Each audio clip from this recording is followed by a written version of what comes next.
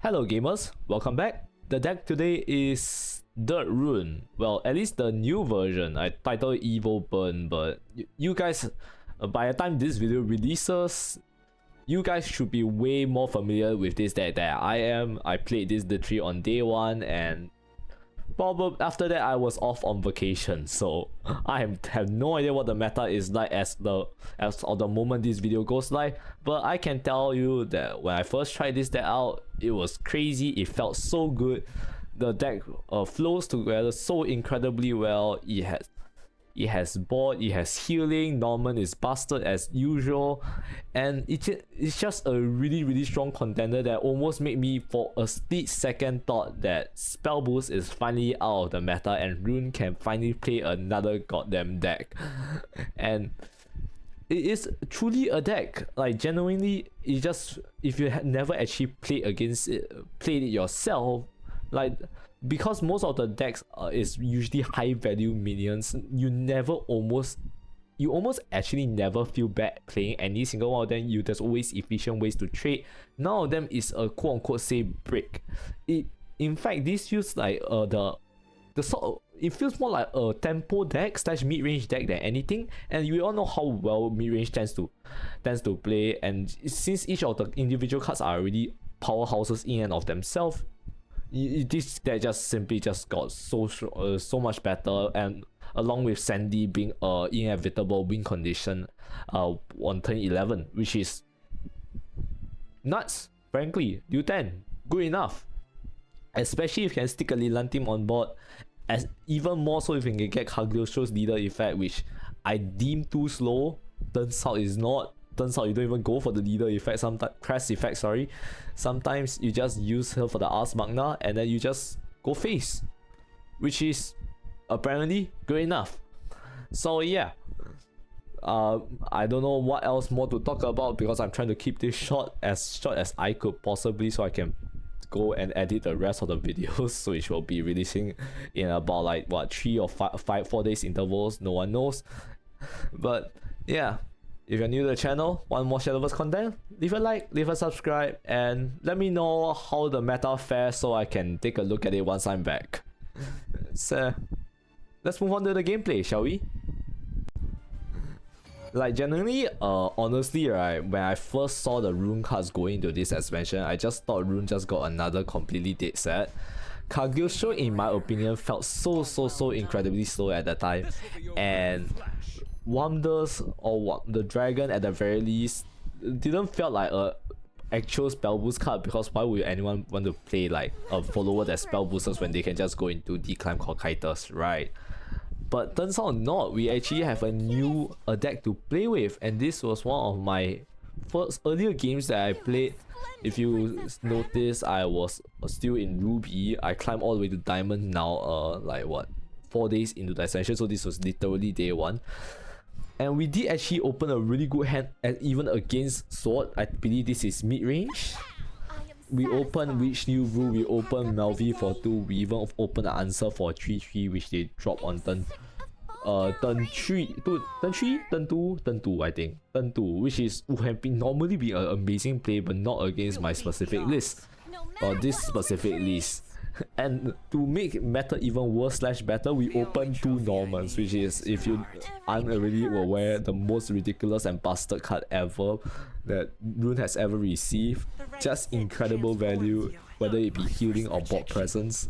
In fact, it could be both too, but just normally, you know, one Norman is already difficult to deal with, right? Like, people, if you drop one Norman on someone, they'll be like, damn it, okay, that's a normal, I deal with it, and they'll commit a lot of resources to do so. But when you hit the second Norman in a row, that's when it really seals the deal for most decks. They just could not deal with more than two Normans in a row. It's just frankly impossible. And reason why I think went for the 1-2 instead of the 2-1 is just because it gives people rush, and I don't like that. And you can see one Norman, well, they still managed to deal with it, they managed to answer it relatively fine, but in fact, it committed all their board resources to do so. But when the second Norman hit the board, it's like game over. And in fact, I believe I super evolve here, exactly, I super evolve here, and this is almost as bad as Amalia super evolve, which comes out on turn 8. This comes out on turn 6, or even turn 7.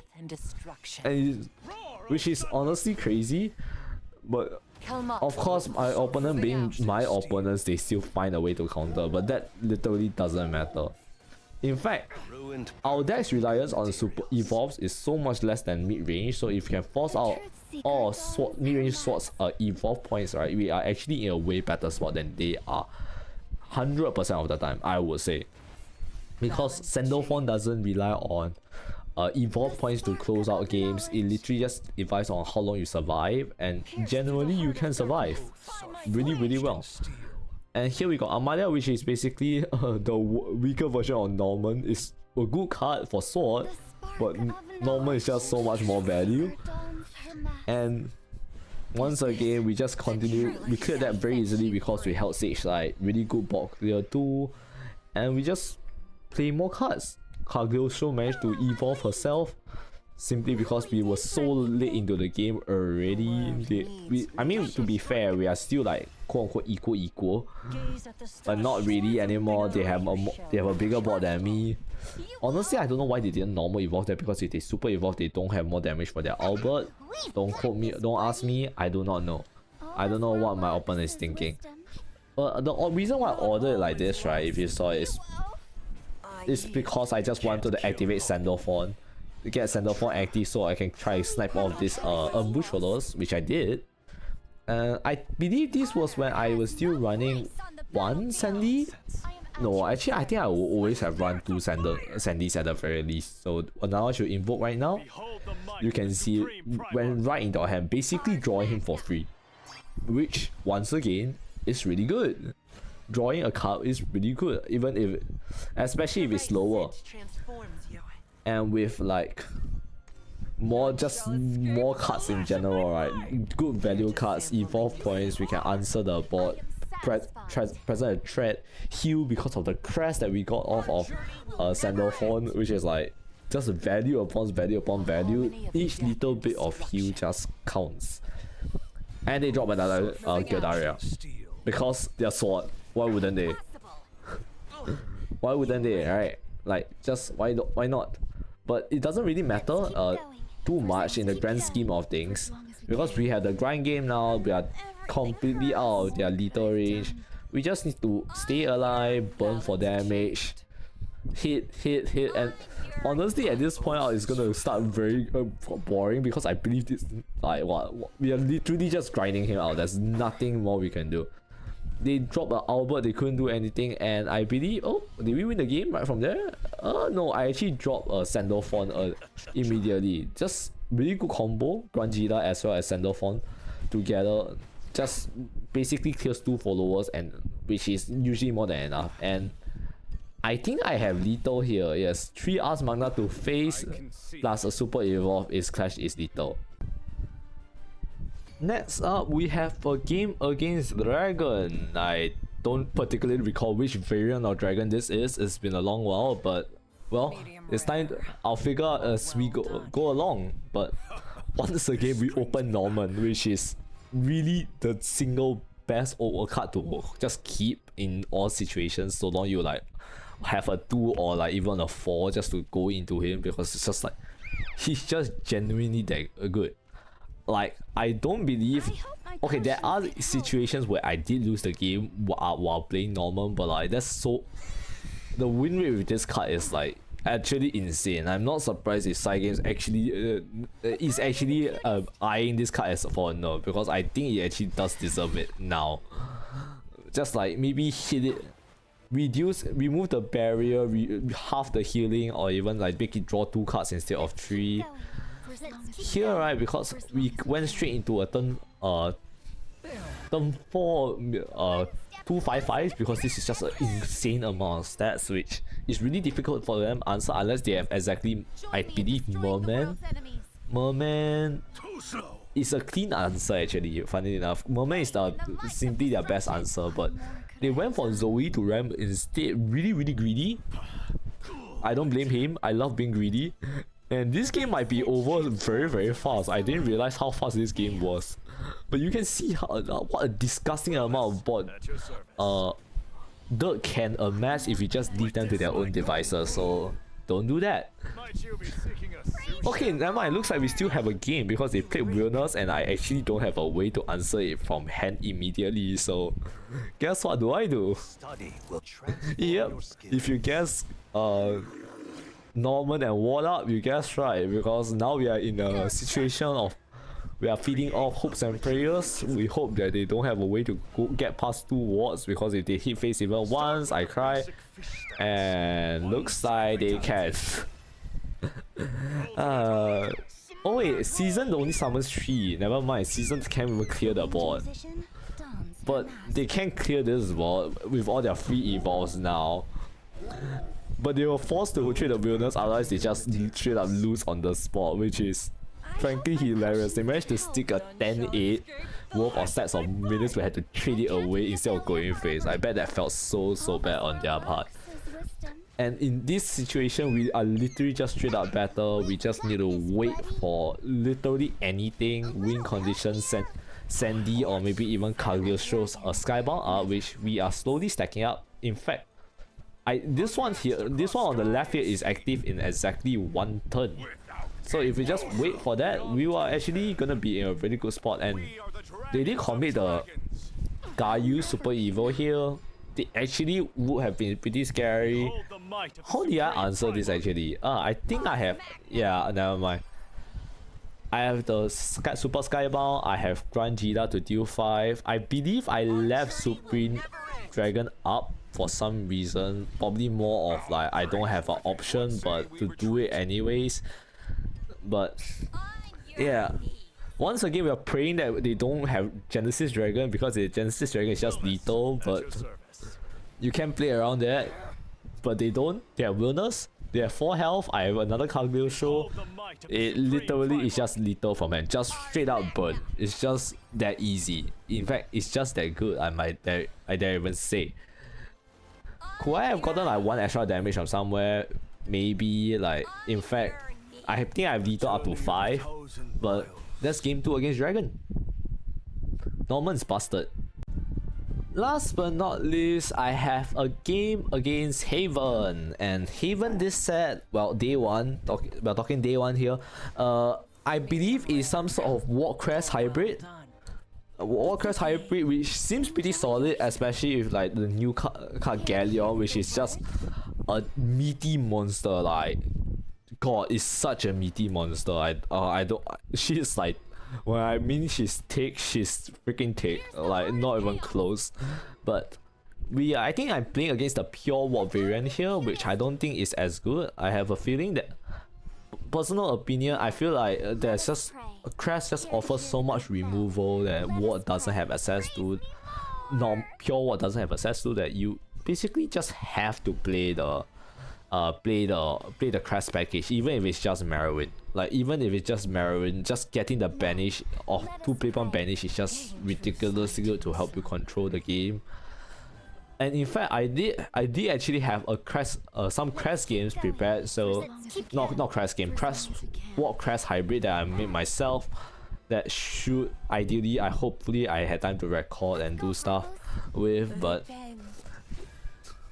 hoping for the best here. But of course, Sarah got who is this? Grapho's Chosen. I was actually not a fan of this card. Honestly, just one big follower doesn't usually hold too well in my humble opinion. But hey, at least it did answer my board there, so losers can't complain about bad cards, I suppose. And here they played Wilbert on curve as usual, and unfortunately this list doesn't play Odin, so we had to deal with this like actual civilized people actually trading through it and actually like removing the followers individually, which is actually not a problem. We had no problem clearing this board.